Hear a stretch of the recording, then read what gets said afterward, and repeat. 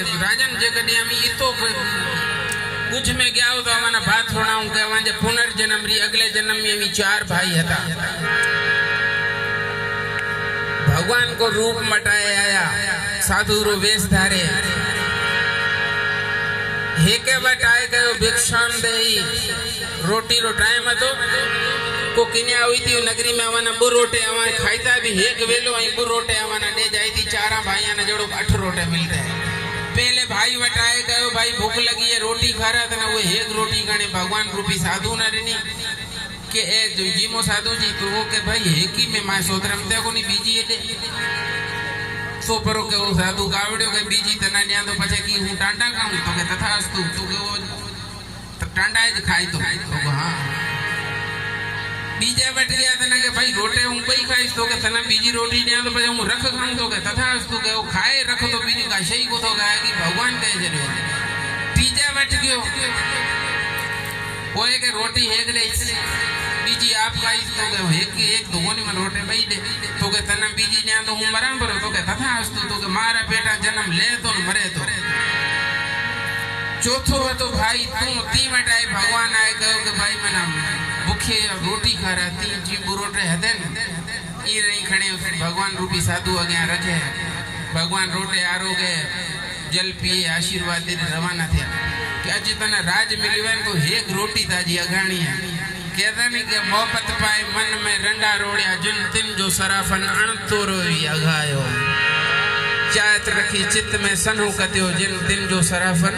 तू कोई दाखिल न कयो बात सजी है श्रद्धा है नियत तो अज वर्षी आई फेरी